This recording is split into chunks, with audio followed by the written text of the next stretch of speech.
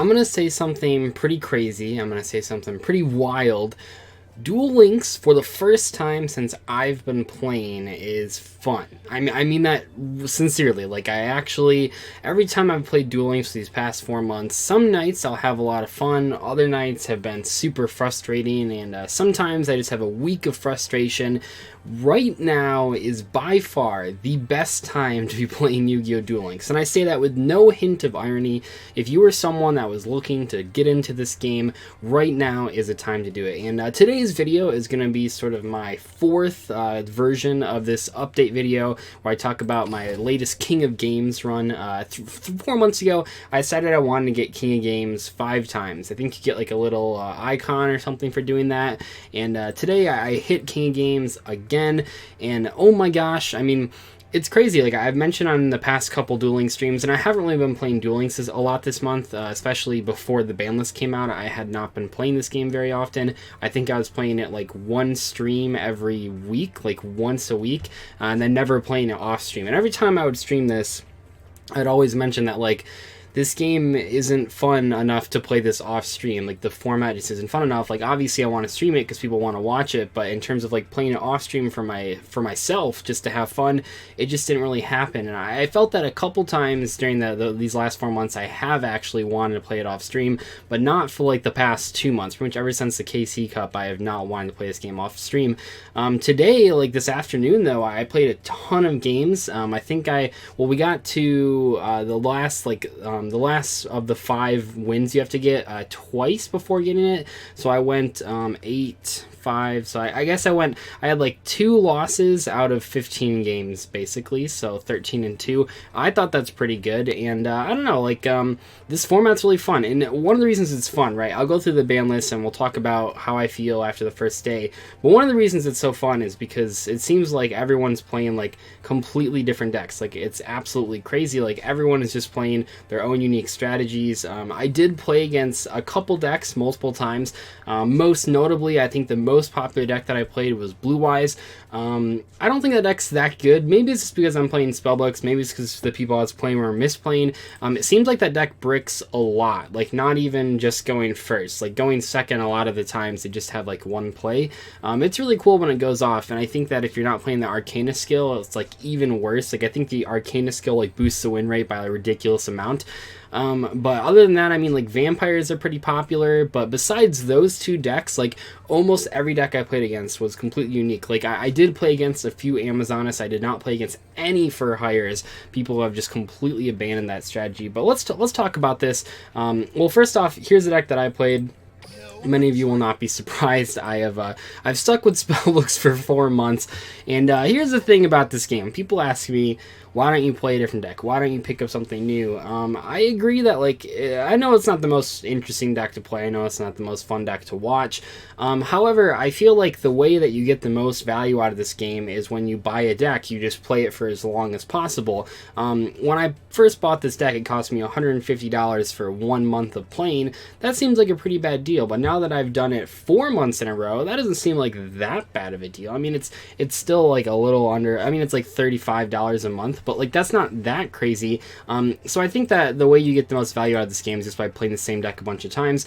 Here's the list that I played. People keep like asking for it. I'm not actually like that serious in this game, so I don't know why it really matters what my deck list is. The one change that I made is we did cut the magical something, which I can show you guys if you don't know what that card is. I know I had a video with it. We cut this card. This card was primarily for Destiny Heroes and Amazoness, just because it's a big monster. It was also pretty good in the late game if you ever got to the late game. It's also pretty good against Cyber style decks, but those don't exist anymore, thank God. But we don't have to play this card anymore. It just was bricking, so it's fine. I still play 21 because I want to play the Cosmic Cyclone, which not everyone plays. A lot of people only play like 2 Fate, or sometimes 1 Master is really popular. I feel that the core, like these core 20 cards, if I take this Cosmic Cyclone out here, are like the core cards I want to play in spellbooks that I feel the most comfortable with. I don't know, like for 21, like, isn't that different from like just playing, I mean, it's kind of like 40 and a half cards if you're playing like a TCG deck. Not quite 41 because it doesn't scale up like that, but anyway, that's the deck list. So let's talk about the spans, because this is pretty much the main reason that I've been having so much fun, the main reason that I spent all afternoon playing this game off stream. And it's like, I wanted to keep playing because I didn't have as many frustrating losses. It's crazy. If you guys watched that like 45-minute video I did on Duel Links, where I really spent a lot of time trying to analyze not only what was wrong with Duel Links, but how they could fix it, I don't think anyone at Konami watched that. However, I will say that pretty much every single thing that I said that they should do to fix the ranked ladder, they did. Like, it's crazy. Like, I called for, I specifically called for Cyberstyle and Life Cost Zero to be fixed. They hit both of those skills, and you don't see them anymore. Thank God. Well, actually, I saw a couple Cyberstyle players, but they were using, like, Cyberdarks, which is, like, a new deck, which I don't think is a very good deck. But, and then I also called them for, I went back and looked at it, because I mentioned in the ban list, like, reveal video that I wasn't quite sure what I said. But I went back and watched a video, and the specific cards that I asked them to hit were Hey True Nade, Treacherous Trap Hole, and Amazoness Princess, and lo and behold, they hit all those skills. So, or all those cards. So as far as the skills go, now that I've had a chance to play a couple matches, for like 2 days straight, pretty much I've been playing new format.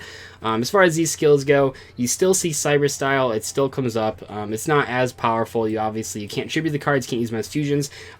What this hit seemed to do that I didn't quite realize when I first did that discussion video on the new ban list was that it pretty much makes UAs unplayable. I tried playing UAs. My build wasn't perfect, but I tried playing without Cyberstyle because I don't have Cyberstyle still, and it was just awful. So maybe I should have realized that hitting Cyberstyle kills UAs. So sorry to all the UA players. But overall, like, when you would play this game back before this update, like, every single match, like, I would say like 90% of your matches would be against Zane or Odian, or however you pronounce the guy's name. And now, like, no, like, I faced a variety of anime characters, and I don't really like the anime, but I think it's cool that, like, there were so many different characters that I played against. It's really awesome. Life Cost Zero, you never see again. Thank God. Like, this skill, it's not worth building your entire deck just to resolve Cyberstein once. That just doesn't I think even just playing, like, Cyberstein like a row mages would probably be better than that. But I hated that skill. I thought it was the most degenerate thing in the entire game, even if it was an inconsistent deck that barely worked. When it did work, it just felt like you as a player couldn't control the outcome of your games. And I think the big thing to keep in mind here when I'm talking about like this latest King of Games run, almost all the games felt within my control, and that's something that, like, this game was lacking. The only games that I really felt like were out of my control, obviously when I brick, but even then, like, they're within my control because I can just play a different deck. But truly the games that felt out of my control were the only two times I played against Geargia were when I was about to get that 5th win for King of Games, and in both cases I went second. They normal summoned a monster, activated Ties of Brethren, and set 2 back row. I guess Geargia was like a really good strategy at one point, but I only played against that deck twice for the past 2 days, and both times it just felt super unfair. I don't think the deck's actually that good.